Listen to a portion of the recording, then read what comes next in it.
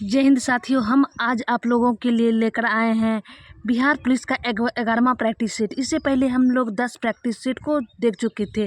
तो चलिए फ्रेंड्स, हमारे YouTube channel Singh success classes में दोस्तों आप लोगों का स्वागत करते हैं। तो आज का हम लोग बिहार पुलिस का 11वां प्रैक्टिस सेट देखेंगे, जो सर के द्वारा सारे VVI क्वेश्चन को डाला गया है। ठीक है फ्रेंड्स, तो चलिए हम लोग देखते हैं फर्स्ट क्वेश्चन को। देखिए, हमारा पहला क्वेश्चन कह रहा है फ्रेंड्स, निम्नलिखित कथनों पर विचार कीजिए। कह रहा है राजा की दैवीय उत्पत्ति का सिद्धांत। राजा की दैवीय उत्पत्ति का सिद्धांत तैत्तिरीय ब्राह्मण ग्रंथ में मिलता है। तो नहीं, जो राजा की दैवीय उत्पत्ति का सिद्धांत जो है तैत्तिरीय ब्राह्मण ग्रंथ में नहीं मिलता है। अगला कह रहा है सर्वप्रथम शतपथ ब्राह्मण में पुनर्जन्म सिद्धांत का उल्लेख मिलता है।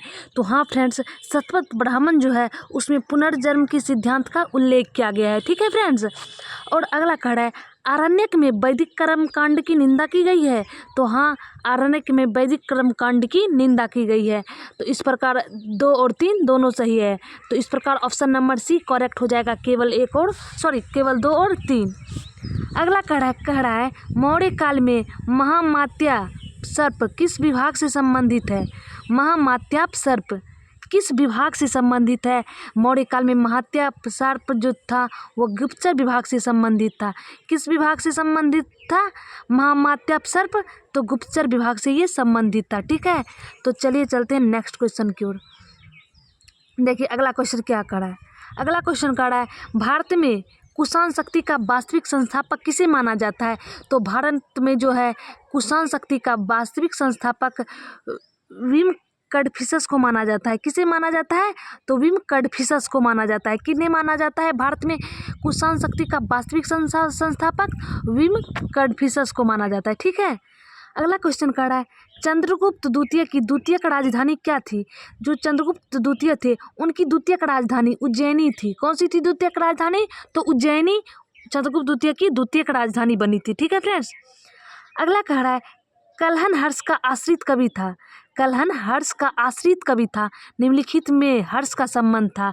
तो हर्ष का जो संबंध था वो लोहार वंश से था। हर्ष का संबंध किससे था? लोहार वंश से। ठीक है फ्रेंड्स। तो चलिए चलते हैं नेक्स्ट क्वेश्चन की ओर। देखिए अगला क्वेश्चन क्या करा है। अगला क्वेश्चन करा है सल्तनत काल में इक्ता प्रथा की शुरुआत दूसरी बार किस सुल्तान के द्वारा किया गया।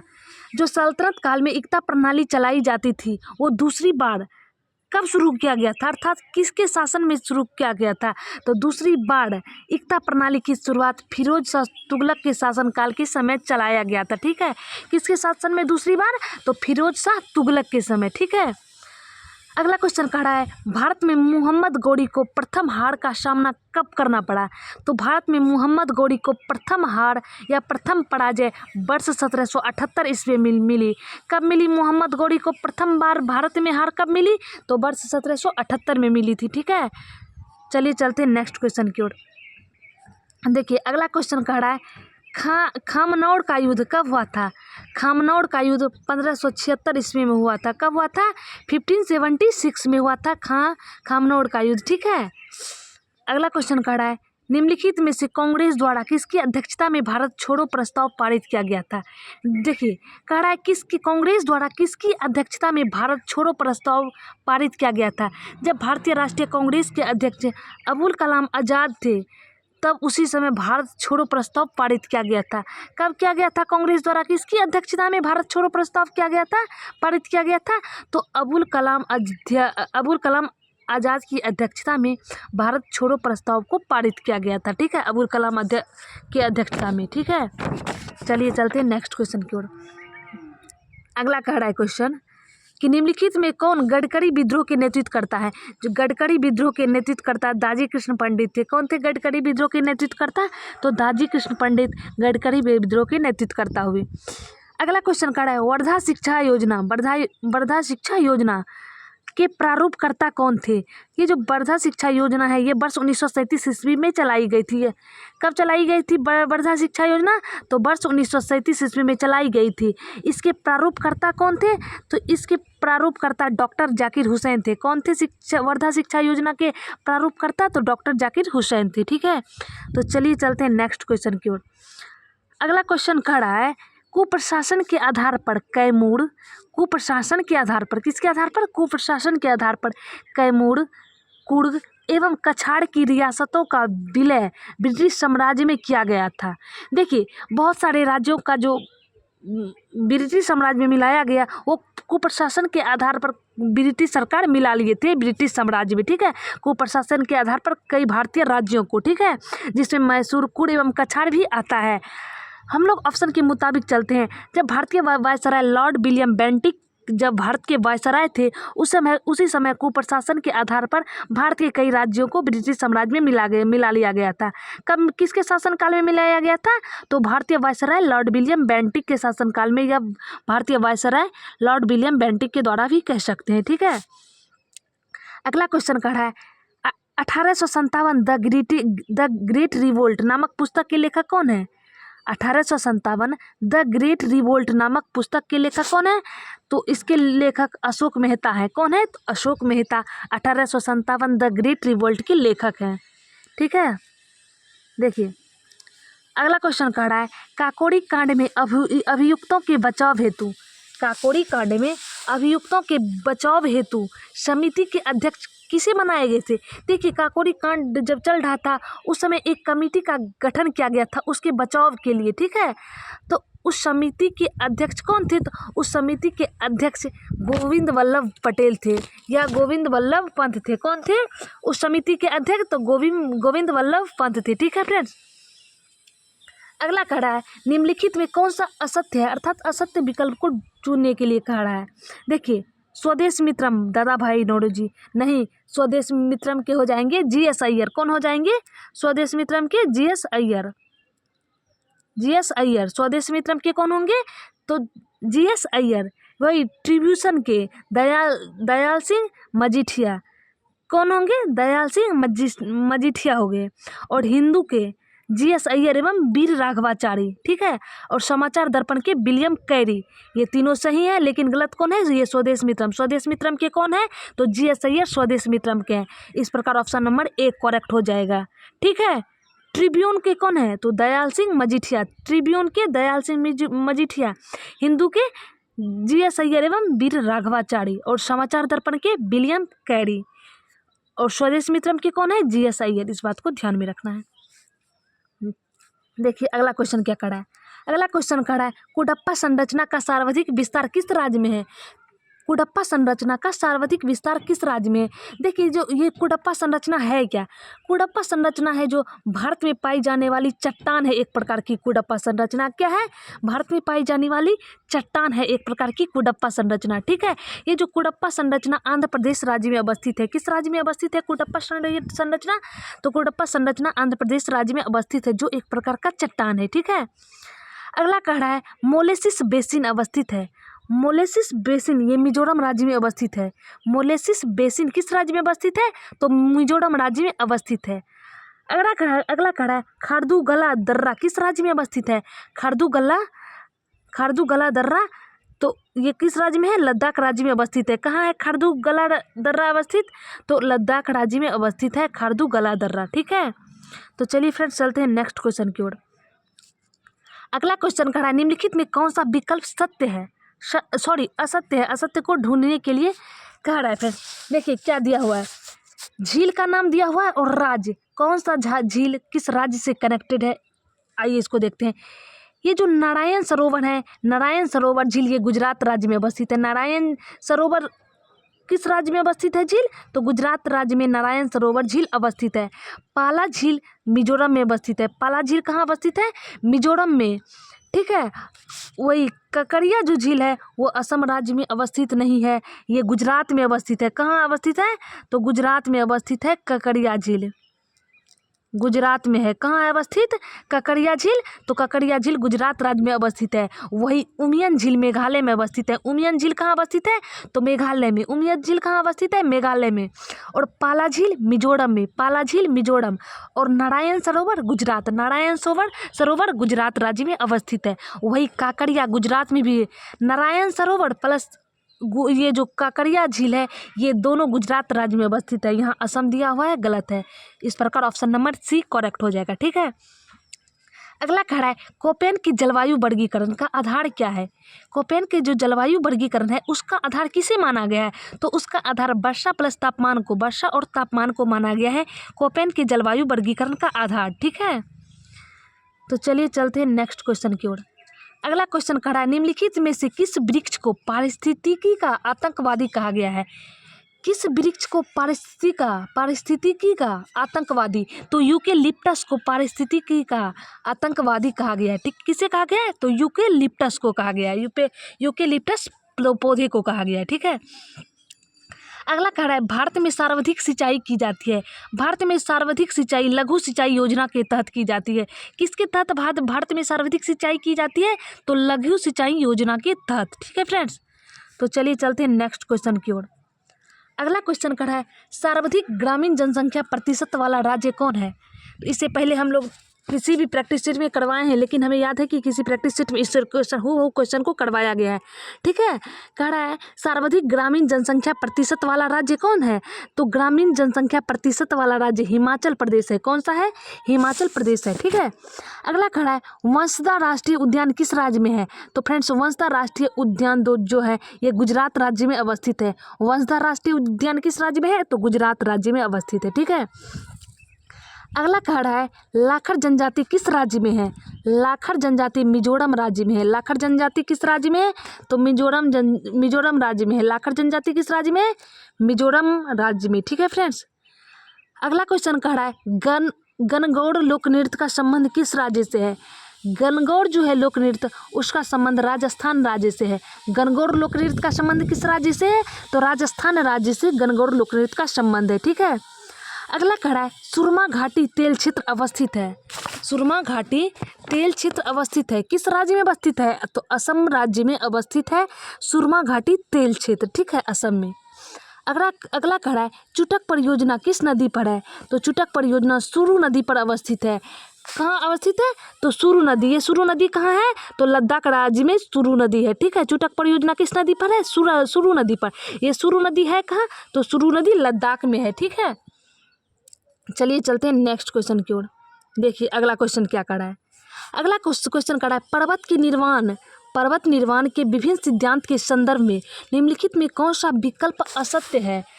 असत्य को ढूंढने के लिए करा ये संवहन तरंग जो है संवहन तरंग सिद्धांत ये होम्स दिए हैं। कौन दिए हैं, संवहन तरंग सिद्धांत होम्स दिए हैं। ठीक है, कौन दिए हैं, संवहन तरंग सिद्धांत होम्स दिए हैं। और प्रायद्वीपीय फिसलन सिद्धांत कौन दिए हैं, तो प्रायद्वीपीय फिसलन डेली ही दिए हैं। प्रायद्वीपीय फिसलन सिद्धांत कौन दिए हैं, डेली। और संवहन तरंग होम्स। संवहन तरंग सिद्धांत कौन दिया है, तो होम्स। और प्रायद्वीपीय फिसलन डेली। वही तापीय संकुचन जेफ्रीज दिए हैं। तापीय संकुचन का सिद्धांत कौन दिया है, तो जेफ्रीज दिए हैं। कौन दिए हैं तापीय संकुचन का सिद्धांत, जेफ्री। वही महाद्वीपीय विस्थापन का सिद्धांत जेली नहीं दिए थे। कौन महाद्वीपीय विस्थापन का सिद्धांत जेली नहीं दिए थे, कौन दिए थे, तो वेगलर दिए थे। कौन दिए थे, तो वेगलर दिए थे महाद्वीपीय विस्थापन का सिद्धांत। इस प्रकार ऑप्शन नंबर सी करेक्ट हो जाएगा, क्योंकि असत्य को ढूंढने के लिए कह रहा था। ठीक है, अगला कह रहा है मोजाम्बिक जलधारा किस महासागर की है।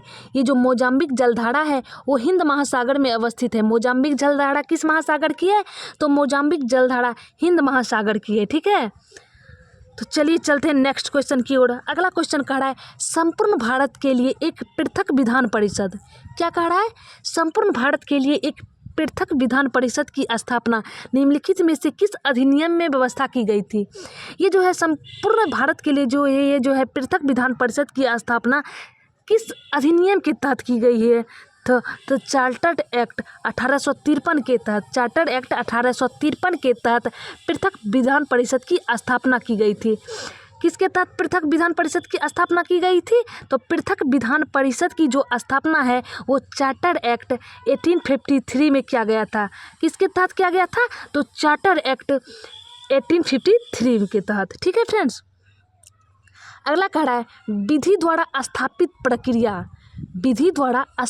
प्रतिक्रिया या प्रक्रिया को भारतीय संविधान में ग्रहण किया गया है। ये जो विधि द्वारा स्थापित प्रक्रिया है उसे कहाँ से ग्रहण किया गया है, किस देश के संविधान से ग्रहण किया गया है, तो जापान से ग्रहण किया गया है। भारत द्वारा स्थापित प्रक्रिया को कहाँ से ग्रहण किया गया है, जापान से ग्रहण किया गया है विधि द्वारा स्थापित प्रक्रिया को। ठीक है फ्रेंड्स, तो चलिए चलते हैं नेक्स्ट क्वेश्चन की ओर। अगला क्वेश्चन देखिए, अगला क्वेश्चन क्या खड़ा है। अगला क्वेश्चन खड़ा है निम्नलिखित राज्यों में निर्माण का यहाँ मिसप्रिंट हो गया है, हंसी नहीं, सही होगा, सही आरोही क्रम है। आरोही मीन्स बढ़ते क्रम, ठीक है, बढ़ते क्रम। देखिए सबसे पहले नागालैंड राज्य को जो है वो मिलाया गया, नागालैंड राज्य का निर्माण हुआ था। किस राज्य का, नागालैंड, उसके बाद मेघालय, उसके बाद सिक्किम, उसके बाद अरुणाचल प्रदेश। आपको इसको दो टर्म में याद रखना है। निम्न राज्यों के निर्माण का सही आरोही क्रम, तो पहले आपको रखना है याद नागालैंड मेघालय, सिक्किम, अरुणाचल प्रदेश। नागालैंड, मेघालय, सिक्किम और अरुणाचल प्रदेश का, इन सभी राज्यों का इस क्रम में निर्माण किया गया था। ठीक है फ्रेंड्स, पहले नागालैंड मेघालय एक साथ याद रखना है, उसके बाद सिक्किम प्लस अरुणाचल प्रदेश। ठीक है, चलिए देखिए अगला क्वेश्चन क्या खड़ा है। अगला क्वेश्चन खड़ा है फ्रेंड्स कि निम्नलिखित में से आपने किस वाद में सुप्रीम कोर्ट ने कहा है कि भारत के केवल प्राकृतिक व्यक्ति को ही नागरिकता दी जाएगी, विधिक व्यक्तियों को नहीं। देखिए फ्रेंड्स, खड़ा है निम्नलिखित में से अपने किस वाद में सुप्रीम कोर्ट ने कहा है किस वाद विवाद में सुप्रीम कोर्ट ने यह कहा था कि भारत में जो है केवल प्राकृतिक लोगों को ही नागरिकता दी जाएगी, विधिक व्यक्तियों को नहीं। ये कब कहे थे, किस विवाद के दौरान कहे थे, तो straight trading corporation of India limited बनाम कॉमर्शियल टैक्स ऑफिसर बाद 1963 के तहत सुप्रीम कोर्ट ने यह कहा था कि भारत में प्राकृतिक व्यक्ति को नागरिकता दी जाएगी, विधिक व्यक्तियों को नहीं। किस वाद विवाद में कहा था, तो straight trading corporation of Bihar India limited बनाम कॉमर्शियल टैक्स ऑफिसर वाद 1963 के तहत यह कहे थे कि भारत में केवल प्राकृतिक लोगों को ही नागरिकता दी जाएगी, विधिक व्यक्तियों को नहीं। ठीक है फ्रेंड्स, अगला खड़ा है परमादेश रीट किसके खिलाफ जारी नहीं हो सकती है। ये जो परमादेश रीट है वो किसके खिलाफ जारी नहीं हो सकता है, निजी व्यक्ति, राष्ट्रपति और राज्यपाल पर ये जो परमादेश रीट है वो लागू नहीं किया जा सकता है। ये इनके खिलाफ लागू नहीं किया जा सकता है, ना ही राष्ट्रपति के खिलाफ, ना ही राज्य के राज्यपाल के खिलाफ और ना ही निजी व्यक्ति के खिलाफ परमादेश रीट जारी किया जा सकता है। ठीक है फ्रेंड्स, तो इस प्रकार ऑप्शन नंबर डी करेक्ट हो जाएगा। इनमें से सभी के खिलाफ परमादेश रीट जारी नहीं किया जा सकता है। ठीक है, चलिए देखते हैं अगला क्वेश्चन। अगला क्वेश्चन कह रहा है फ्रेंड्स, भारत के संविधान में जमींदारी उन्मूलन का उल्लेख कहाँ है। ये जो भारत में संविधान में जमींदारी उन्मूलन का उल्लेख किया गया है उसे राज्य के नीति निर्देशक तत्व के अंतर्गत शामिल किया गया है। जमींदारी उन्मूलन का उल्लेख कहाँ मिलता है, तो राज्य के नीति निर्देशक तत्व के अंतर्गत जमींदारी उन्मूलन का उल्लेख मिलता है। ठीक है, अगला क्वेश्चन 37 नंबर का क्वेश्चन फ्रेंड्स कह रहा है उपराष्ट्रपति क्या कह रहा है, उपराष्ट्रपति के चुनाव में प्रस्तावक और अनुमोदक होते हैं। देखिए उपराष्ट्रपति के चुनाव में 20 प्रस्तावक और 20 अनुमोदक होते हैं। उपराष्ट्रपति के चुनाव में प्रस्तावक और अनुमोदक की संख्या कितनी होती है, 20 होते हैं। 20 प्रस्तावक होना चाहिए और 20 अनुमोदक होना चाहिए।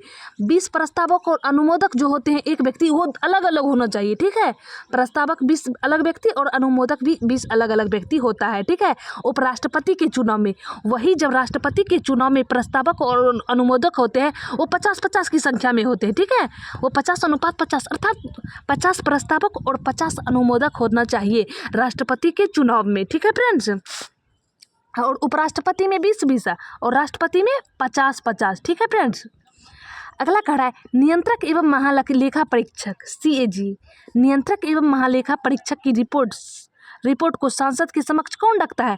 नियंत्रक एवं महालेखा परीक्षक की रिपोर्ट को संसद के समक्ष राष्ट्रपति प्रस्तुत करते हैं। कौन प्रस्तुत करते हैं, नियंत्रक एवं महालेखा परीक्षक की रिपोर्ट को संसद के समक्ष वो राष्ट्रपति प्रस्तुत करते हैं। ठीक है फ्रेंड्स, देखिए अगला क्वेश्चन खड़ा है संसद को स्थगित करने का अधिकार किससे है। संसद को स्थगन अर्थात रोक सकता है। यदि संसद की कार्रवाई चल रही है उसे बीच में रोकने का अधिकार किसे है? या स्थगित करने का प्रस्ताव पीठासीन अधिकारी के पास होता है। किसके पास संसद को स्थगित करने का अधिकार होता है? तो पीठासीन अधिकारी के पास होता है। वही संसद को शुरू कर सकता है, विघटन कर सकता है या सत्रावसान का आदेश राष्ट्रपति दे सकते हैं। लेकिन संसद को स्थगन करने का अधिकार जो है वो पीठासीन अधिकारी के पास होता है। लेकिन संसद को शुरू कर सकते हैं, विघटन कर सकते हैं या सत्रावसान की आदेश दे सकते हैं।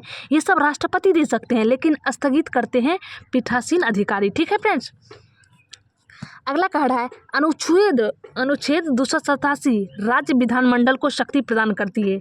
ये जो आर्टिकल नंबर 287 है वो राज्य विधानमंडल को शक्ति प्रदान करती है। वो किस प्रकार की शक्ति प्रदान करती है? तो विद्युत बिक्री तथा उपभोग पर लगने वाले कर की शक्ति को प्रदान करता है। कैसी शक्ति प्रदान करता है? अनुच्छेद 287 राज्य विधानमंडल को, तो जो है अनुच्छेद 287 जो है राज्य विधानमंडल को विद्युत बिक्री की शक्ति तथा उपभोग पर कर लगाने की शक्ति प्रदान करता है। कैसी शक्ति प्रदान करता है? विद्युत बिक्री तथा उपभोग पर कर लगाने की शक्ति राज्य विधानमंडल को आर्टिकल नंबर 287 यह शक्ति प्रदान करता है। ठीक है फ्रेंड्स। तो चलिए चलते हैं नेक्स्ट क्वेश्चन की ओर। अगला क्वेश्चन देखिए फ्रेंड्स क्या कह रहा है। अगला क्वेश्चन कह रहा है निम्नलिखित में कौन सी भाषा संविधान की 8वीं अनुसूची में नहीं है? देखिए फ्रेंड्स कह रहा है कौन सी भाषा भारतीय संविधान की 8वीं सूची में नहीं है। देखिए 8वीं अनुसूची के तहत 22 भाषाओं को सम्मिलित किया गया है। कितनी भाषाओं को सम्मिलित किया गया है 8वीं अनुसूची में? तो 8वीं अनुसूची के तहत 22 राज्य भाषाओं को सम्मिलित किया गया है, जिसमें गुजराती, कश्मीरी, डोगरी, अन्य सारी भाषाएं हैं। लेकिन उसमें राजस्थानी भाषाएं को शामिल नहीं की गई है। किसको शामिल नहीं की गई है? तो राजस्थानी भाषाओं को 8वीं अनुसूची में शामिल नहीं किया गया है। बोडो, डोगरी, ये अन्य सभी भाषाओं को 8वीं अनुसूची में कुल 22 भाषाओं को इस प्रकार कह सकते हैं कि कुल 22 भाषाओं को 8वीं अनुसूची में सम्मिलित किया गया है, लेकिन राजस्थानी को शामिल नहीं किया गया है। ठीक है। कह रहा है राष्ट्रपति शासन। अगला क्वेश्चन कह रहा है राष्ट्रपति शासन पहली बार में कितनी अवधि का होता है? देखिए फ्रेंड्स ये जो राष्ट्रपति शासन, ये जो जब राष्ट्रपति शासन किसी भी राज्य में लागू होता है तो वो 2 महीने के लिए लागू होता है। कितने दिनों के लिए? तो 2 महीने के लिए राष्ट्रपति अनंत काल तक राष्ट्रपति शासन लागू कर सकते हैं किसी भी राज्य में। पहले कितना होता है? 2 महीने का होता है। 2 महीने करके अनंत काल तक उनकी अवधि को बढ़ाया जा सकता है, राष्ट्रपति के शासनकाल की अवधि को। ठीक है। अगला कह रहा है किस संविधान संशोधन के तहत महिलाओं को ग्राम पंचायत में 30% स्थान आरक्षित किया गया है? किस संविधान संशोधन के तहत? 73वें संविधान संशोधन के तहत फ्रेंड्स। किस संविधान संशोधन के तहत? 73वें संविधान संशोधन के तहत महिलाओं को ग्राम पंचायत में 30% आरक्षण मिला है। कितने परसेंट मिला है ग्राम पंचायत में महिलाओं को आरक्षण? 30% आरक्षण मिला है। किस संविधान संशोधन के तहत? 73 संविधान संशोधन के तहत। ठीक है। तो चलिए चलते हैं नेक्स्ट क्वेश्चन को देखते हैं। देखिए अगला क्वेश्चन क्या कह रहा है। देखिए अगला क्वेश्चन कह रहा है कि निम्नलिखित में कौन सा संवैधानिक निकाय नहीं है? संवैधानिक निकाय नहीं है। देखिए राष्ट्रीय अल्पसंख्यक आयोग, राष्ट्रीय महिला आयोग और राष्ट्रीय मानवाधिकार आयोग, इन तीनों अधिकार को संवैधानिक निकाय में सम्मिलित किया गया है। राष्ट्रीय मानवाधिकार आयोग, राष्ट्रीय महिला आयोग और राष्ट्रीय अल्पसंख्यक आयोग, इन तीनों आयोगों को संवैधानिक निकाय में इंक्लूड किया गया है। बट केंद्रीय प्रशासनिक प्राधिकरण जो है, केंद्रीय प्रशासनिक प्राधिकरण या अधिकरण जो है, इसे संवैधानिक निकाय में इंक्लूड नहीं किया गया है। ठीक है फ्रेंड्स। तो ऑप्शन नंबर ए करेक्ट हो जाएगा। अगला क्वेश्चन कह रहा है फ्रेंड्स, देखिए अगला क्वेश्चन कह रहा है राज्य विधान परिषद में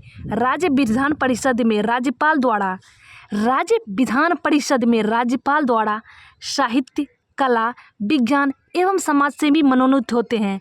तो वो 1/6 सदस्य के द्वारा मनोनीत होते हैं। 1/6 के तहत मनोनीत किया जाता है। राज्य विधान परिषद में राज्यपाल के द्वारा साहित्य, कला एवं विज्ञान एवं समाज सेवी जो होते हैं वो मनोनीत होते हैं। वो किसके तहत होते हैं? 1/6 सदस्य के तहत मनोनीत होते हैं। ठीक है।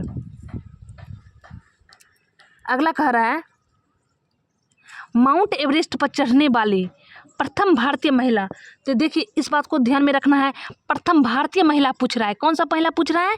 माउंट एवरेस्ट पर चढ़ने वाली प्रथम भारतीय महिला बछेंद्री पाल है। कौन है प्रथम भारतीय महिला माउंट एवरेस्ट पर चढ़ने वाली? तो बछेंद्री पाल है माउंट एवरेस्ट पर चढ़ने वाली प्रथम भारतीय महिला। ठीक है, देखिए अगला क्वेश्चन क्या कह रहा है, 47 नंबर का क्वेश्चन कह रहा है राष्ट्रीय खेल दिवस 29 अगस्त को सर्वप्रथम कब खेला गया?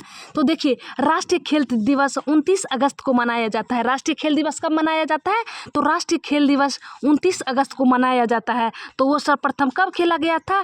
तो सर्वप्रथम 2012 ईस्वी में खेला गया था। कब खेला गया था? तो सर्वप्रथम कब खेला गया था? तो 2012 में खेला गया था। ठीक है, तो राष्ट्रीय खेल दिवस कब मनाया जाता है? तो 29 अगस्त को राष्ट्रीय खेल दिवस मनाया जाता है और यह सर्वप्रथम 2012 ईस्वी में खेला गया था। ठीक है, अगला कह रहा है विश्व कप फुटबॉल का प्रथम विजेता देश कौन है? क्या कह रहा है फ्रेंड्स? विश्व कप फुटबॉल का प्रथम विजेता देश है वो उरुग्वे है। कौन सा है विश्व कप फुटबॉल का प्रथम विजेता देश? फुटबॉल कप का। ठीक है, फुटबॉल कप याद रखना है, विश्व कप फुटबॉल का प्रथम विजेता देश उरुग्वे रहा है। ठीक है, तो चलिए चलते हैं आज के 49 नंबर क्वेश्चन पर। देखिए फ्रेंड्स 49 नंबर का क्वेश्चन कह रहा है भारत के किस राज्य ने मल्लखंभ को अपना राज्य खेल घोषित किया है? देखिए हाल फिलहाल में ही मल्लखंभ को अपना राज्य खेल घोषित मध्य प्रदेश की है। ठीक है, तो म से मल्लखंभ और म से मध्य प्रदेश, इस प्रकार आप याद रख सकते हैं। मल्लखंभ को अपना राज्य खेल घोषित मध्य प्रदेश राज्य की है। ठीक है, कौन की है? तो मल्लखंभ को मध्य प्रदेश राज्य अपना राज्य खेल के रूप में घोषित किया है। ठीक है, आज का लास्ट क्वेश्चन कह रहा है विश्व में एक अंतर्राष्ट्रीय क्रिकेट, क्या कह रहा है? विश्व में एक दिवसीय अंतर्राष्ट्रीय क्रिकेट मैच सर्वप्रथम 1971 में कहाँ खेला गया था? देखिए जो विश्व में है एक दिवसीय अंतर्राष्ट्रीय क्रिकेट सर्वप्रथम 1971 में खेला गया था। कब खेला गया था विश्व में एक दिवसीय अंतर्राष्ट्रीय क्रिकेट मैच? तो वर्ष 1971 में विश्व में एक दिवसीय अंतर्राष्ट्रीय क्रिकेट मैच खेला गया था 1971 ईस्वी में। वो कहाँ खेला गया था? तो ऑस्ट्रेलिया में खेला गया था। कहाँ खेला गया था एक दिवसीय अंतर्राष्ट्रीय क्रिकेट मैच? ऑस्ट्रेलिया में खेला गया था वर्ष 1971 ईस्वी में। ठीक है फ्रेंड्स, आज के लिए इतना ही, मिलते हैं नेक्स्ट प्रैक्टिस सेट में। जय हिंद।